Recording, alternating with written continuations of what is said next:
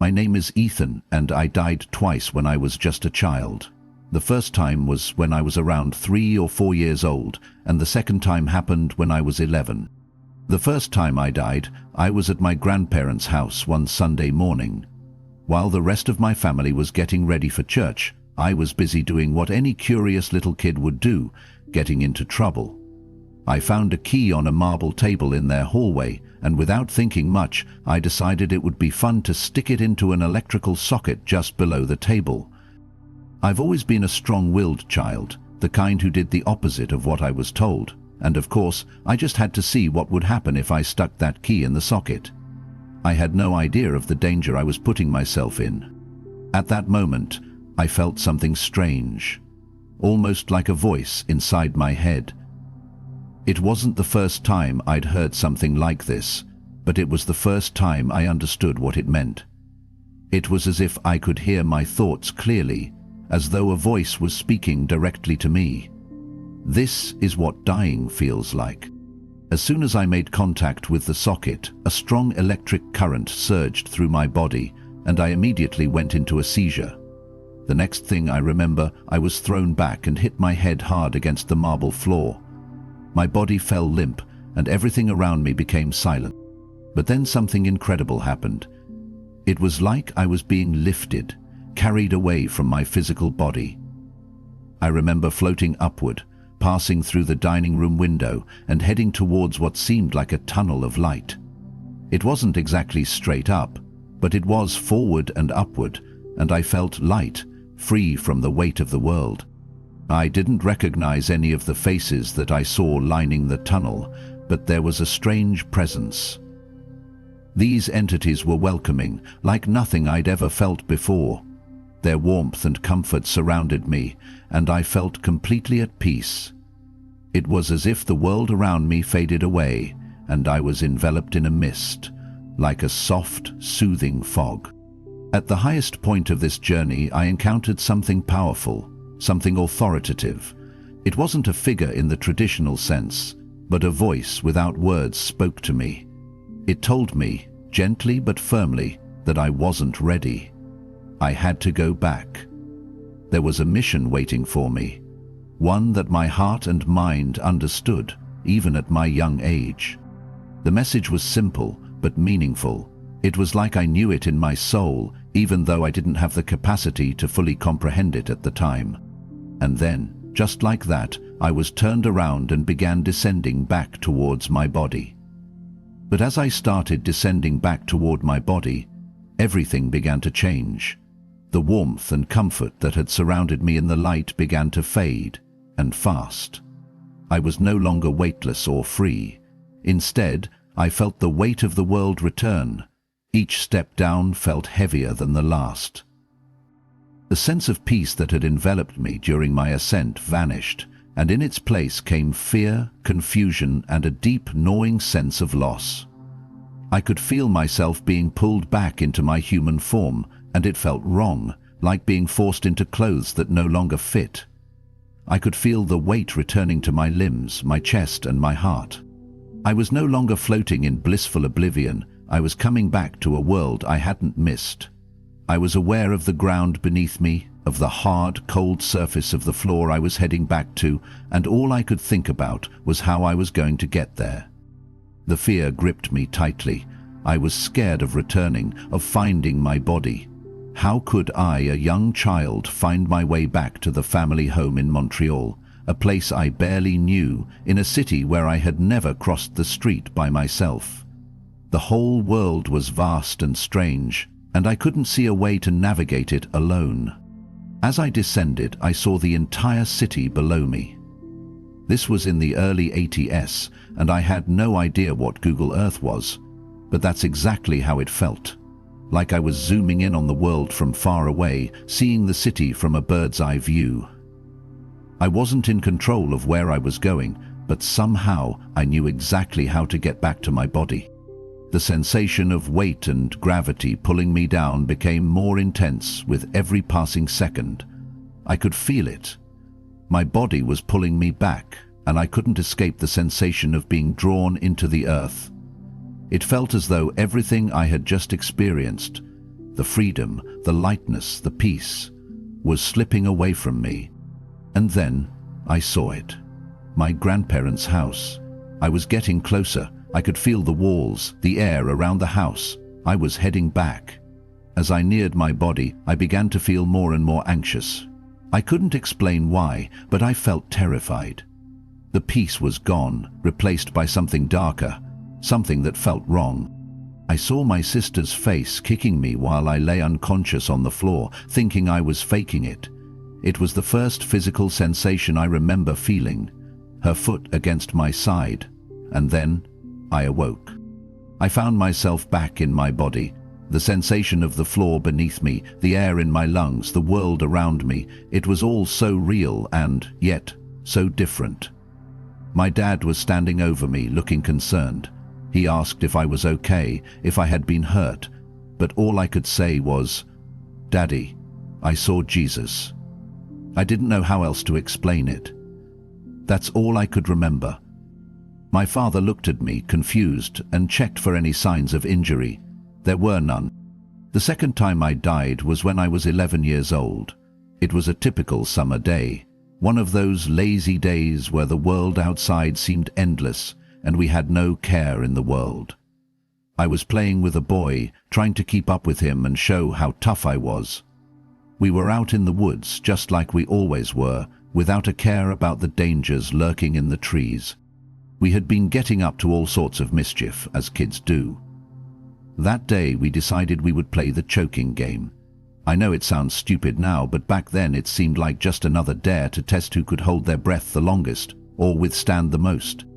I choked him first, just as we had planned, and he tapped out. He was done. But I wasn't going to back down. I wasn't a sissy. I refused to tap out. So I kept going. I didn't realize it at the time, but this was almost exactly like the first time I had died. The same feelings flooded back, the same weightlessness, the same peace, the same strange sense of leaving my body. As the blood flow to my brain started to cut off, I felt it again. I didn't recognize this sensation at first, but as I went up, I realized it was the same. I had experienced this before. Once again I was floating upward, this time with even more awareness. It was as if I knew exactly what was happening, and the comfort of it was overwhelming. I had felt this before, but this time it wasn't as scary. It felt almost like home. As I ascended, I didn't recognize any faces this time either, just like the first time. There was no one I knew. But I felt the presence of something greater, something warm, something kind. I felt at ease. It was as if I was being guided by something, or someone, towards a place I couldn't see, but somehow I knew it was right. The light was there again. It wasn't the blinding, overwhelming light that you might imagine, but it was a soft glow, a sense of warmth and love that filled the air. It was pure peace, and for a moment, I wasn't scared anymore. I wasn't a little boy in the woods trying to keep up with some dumb game. I was free, weightless, and I didn't have to worry about anything. But once again, I was met with a voice. This time, it wasn't a voice without words, but it felt just as authoritative. A soft but firm presence told me that I had a mission, a purpose that needed to be fulfilled. And once again, I was told to return. The message was clear, even though I didn't understand it fully, but I felt a sense of peace and resolve, as if it was simply part of the plan. And just like before, the peace began to fade. This time the descent was much faster. I could feel the weight coming back, pulling me down like gravity, like I was being forced back into my body. The warmth was replaced with fear. I could sense it, like the safety and security I had felt before was being ripped away from me. I saw my body down below, and I knew I had to get back. I could see the boy who had been playing with me, and his face was full of panic. I wasn't aware of what was happening on Earth at the time, but I knew that something had gone wrong.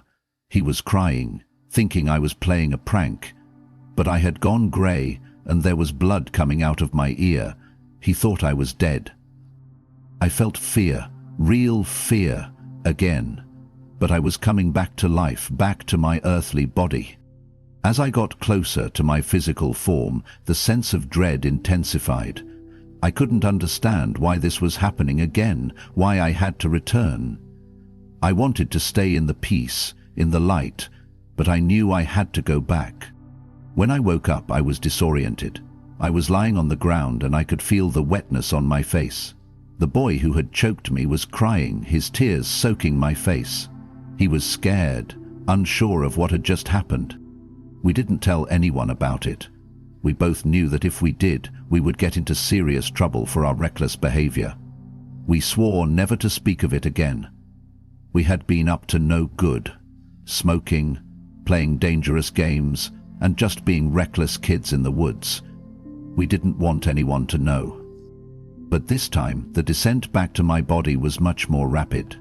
The peaceful light that had embraced me earlier was now completely gone, replaced with the overwhelming sensation of weight. The closer I got to my body, the more this feeling of heaviness intensified. It wasn't just physical weight. It was emotional, spiritual, and mental. As I descended further, fear began to consume me. It was as if the higher I had gone, the greater the fall. I started to become aware of my surroundings again, my little body still lying on the ground. I saw the trees above, the endless sky, and felt the ground under me. I could hear the faint sound of my friend's voice, panicked and calling my name. His face was twisted in worry as he knelt beside me, looking at my still form with disbelief. I had seen the terror in his eyes, and I realized that I had frightened him. He probably thought I was just playing some elaborate prank, but as he saw my lifeless body, his fear turned into genuine panic. He had no idea how to handle the situation. I could feel the connection to my earthly body, but the more I tried to focus, the harder it became to feel grounded. It was as if the world I had left behind was fading, replaced by the strange, ethereal space that I had just been in. I could no longer feel the warmth of the light. Instead, I was being pulled back to a world of fear, confusion, and a deep sense of loss. The closer I got to my body, the more I longed for the peace I had left behind. Eventually, I landed back in my body. The feeling of returning to a human form was jarring. It wasn't just the weight of my physical body, but the weight of the world itself that came rushing back. I could feel the aches, the discomfort, the tightness of my muscles. I was back in the world of the living, but it didn't feel like it was my place anymore. When I opened my eyes, everything seemed different. It was as if I was seeing the world through new eyes. Eyes that had been touched by something beyond the ordinary. I could hear my friend crying beside me, his tears dripping onto my face, soaking into my skin. He was terrified. I could see his face in a blur, his eyes wide with panic, but I couldn't speak. My voice felt locked inside me. I couldn't explain what had happened. I wanted to tell him, but I couldn't find the words. It was like everything I had experienced was too big for me to understand or explain. I lay there for a moment, trying to process what had just happened. I was back, but I wasn't sure where back was anymore. I had been to a place that felt more real, more home-like than anything I had ever known. The world around me seemed so distant and strange. After what felt like an eternity, I finally managed to sit up. My friend was still staring at me, wide-eyed, and he asked, "Are you okay? What happened?" I could see the fear in his eyes, but I couldn't answer him. Instead, I just muttered, "I saw Jesus." That was the only way I could describe what I had experienced. I didn't have the language to explain it any other way. He looked at me, confused, and checked my body for any signs of injury. There were none. No cuts, no bruises, nothing to explain how I had gone from being unconscious to sitting up and speaking. The days after that second experience were strange. It was as if I had returned from a world that didn't belong to me, a world where the rules were different and the feelings were pure. I went back to being a regular kid, playing, laughing, and going to school, but inside me something had changed. It wasn't a dramatic shift that anyone could see. It was more subtle, something I felt in my bones, in the way I viewed the world.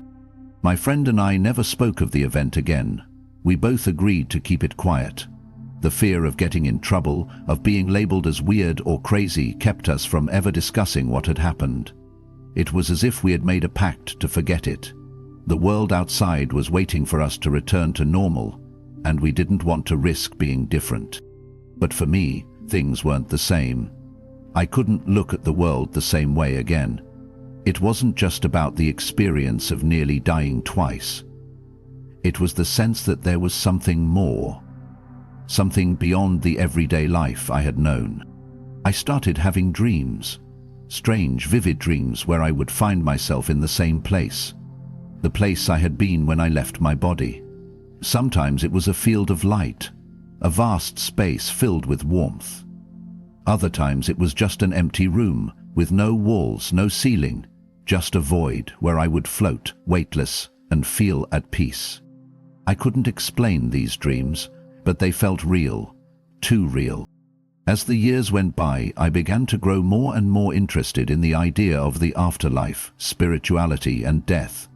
I wanted to understand what had happened to me. Why had I been given a second chance at life? Why had I been sent back when I was so ready to leave? By the time I was in my 20s, the memories of my near-death experiences came rushing back. It was like a puzzle that I had only begun to piece together. I remembered more details, and with each memory, the clarity grew. The feelings, the sensations, the voices, they were all still with me. I had not imagined them. They were as real as anything in the physical world. It wasn't until I talked to my dad about it that I realized how much I had buried it all. When I asked him if he remembered that incident when I was a kid, his memory was jogged. He recalled me being unconscious, but he didn't know the full story. The memory had faded from our minds over the years, but the reality of it hadn't. I felt so strange knowing that this monumental experience had been so easily overlooked, as if it didn't matter, but it mattered to me, deeply. As I got older, I began to look for answers. I read books on near-death experiences, spiritual journeys, and the afterlife. The more I read, the more I realized that my experiences weren't unique, but they were certainly special to me. Others had gone through similar things, and they spoke of the same feelings of peace, the same sensations of floating and returning, and the same encounters with light and voices. It was comforting to know that I wasn't alone in my experiences. But there was something that set mine apart. A part of me knew that my near-death experiences were connected to something greater. I had a mission, a purpose, and it was tied to these events, these moments of transition from life to death and back. As I entered my adult years, I began to look at life and death through a completely different lens. My near-death experiences had shaped me in ways that I couldn't fully explain, and I knew deep down that I was supposed to do something with this knowledge, this gift or curse, depending on how you looked at it. I couldn't shake the feeling that my journey wasn't over, that there was still something I needed to do, a greater purpose that had yet to be fulfilled. I couldn't explain it, but I knew that part of my mission was to help others, help them transition, to face death with peace and understanding as I had. By the time I reached my late 20s, I had decided to pursue a career in palliative care. It was a decision that seemed strange to many, but to me it made perfect sense. I had been sent back to fulfill a mission, and that mission involved helping others find peace in their final days. It was in this field that I truly began to understand what my near-death experiences had prepared me for. Every day I helped patients navigate the final stages of their lives, and I saw firsthand the fear and anxiety that comes with knowing the end is near. But I also saw the comfort that came from understanding that death wasn't an end. It was simply a transition. I would sit with patients, talk to them about their fears, and remind them that it was okay to be afraid. But I would also tell them that it wasn't the end, and that there was something greater waiting for them, just as I had experienced. It wasn't just something I believed, it was something I knew, deep in my soul. I had been there, I had seen it, and I would share that knowledge with anyone who was willing to listen. I never shared the full details of my experiences with anyone I worked with, not at first. It was too personal, too sacred. But over time, I began to open up to a few of my colleagues. Some of them were skeptical, but others listened, and I could see that they too were beginning to understand the depth of what I had lived through. Through my work, I found healing. I found peace. I had been given a second chance at life, and I was determined to use it in the best way I knew how, by helping others find comfort in their own journeys toward the unknown. As I continued working in palliative care, I felt the weight of my purpose growing stronger. Every day I encountered people on the brink of their final moments, and each time it reinforced the knowledge I had gained during my near-death experiences. There were times when patients would ask me questions about what happens after we die, and though I couldn't give them all the answers, I could tell them what I had seen, what I had felt. I could tell them that death wasn't something to fear, that it was simply another part of the journey. But deep inside, I knew I hadn't shared everything. There was still so much I hadn't told anyone. The details of the light, the voices, the feeling of peace, and the feeling of being sent back with a mission. They were too sacred, too personal for me to just share casually. But as the years went on, the urge to speak about it, to tell the full story, grew stronger. There came a day when a patient, a young woman just a few years older than I had been when I died for the first time, asked me if I believed in an afterlife. She was struggling with her own fears, her own doubts, and as I sat with her, holding her hand, I realized that this was the moment I had been waiting for. This was the moment when I could share everything. I leaned in and told her about my experiences. I told her how I had died twice, how I had seen the light, how I had spoken with the presence that had sent me back, and how I had been given my mission. I told her that I wasn't afraid of death, because I had already been there, and I told her that it was okay to be afraid, but that she didn't have to be alone in it.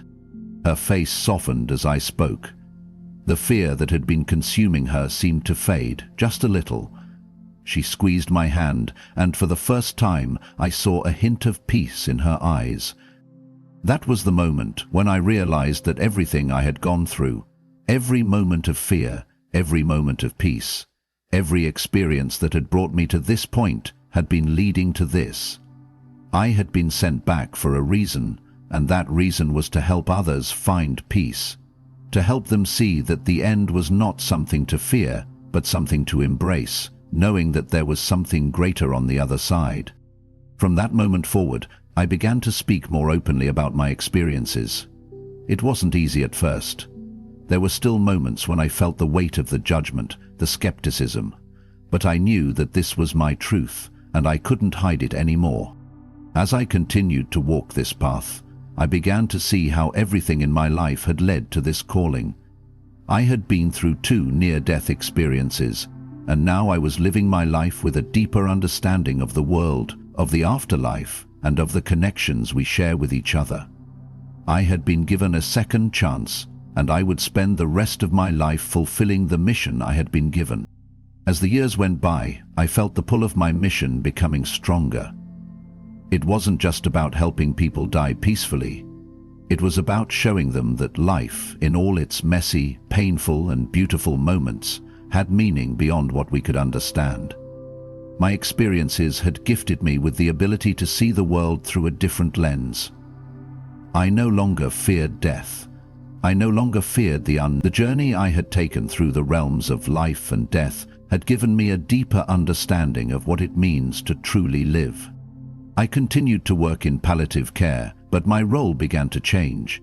I wasn't just a nurse anymore. I became a guide. I became someone who could help others see that death wasn't something to run from, but something to prepare for. And while I couldn't tell every patient my story, I shared the lessons I had learned.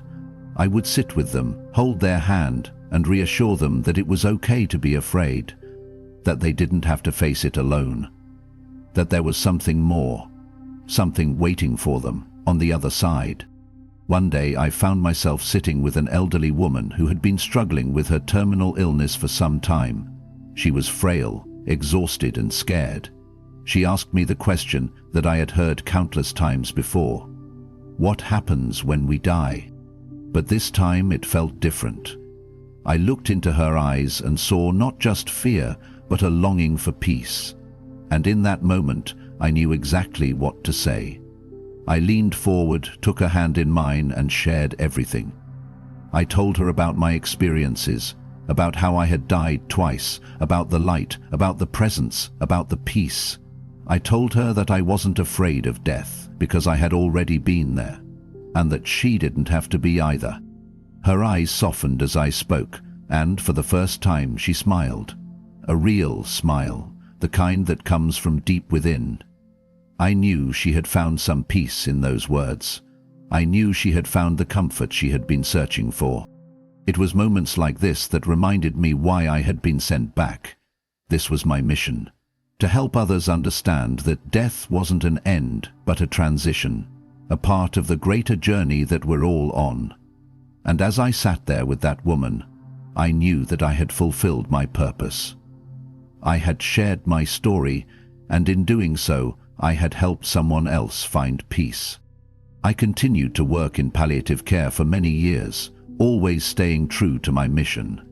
I watched as patients came and went, each one with their own story, their own journey. But through it all, I remained steadfast in my belief that there was something more. I knew that every time I shared my story, every time I helped someone pass peacefully, I was fulfilling the purpose I had been given. And as I look back on my life, I realized that the 2 times I died weren't just random events. They were part of a larger plan. I was sent back to share the truth, to help others understand the journey that awaits us all. Now, as I get older, I find myself more at peace with the idea of death. I no longer fear it. I look forward to it, because I know it is just another part of the journey. I know that when the time comes, I will be ready. And I know that, like the woman I helped years ago, I too will find peace when it is my time. So, I share my story not because I want sympathy or attention, but because I want others to know that they are not alone. If you are reading this and you are afraid, know that there is no need to fear. We are all part of something much greater than ourselves. There is light, there is love, and there is peace waiting for all of us on the other side. And when that time comes for you, just as it did for me, you will find your way home.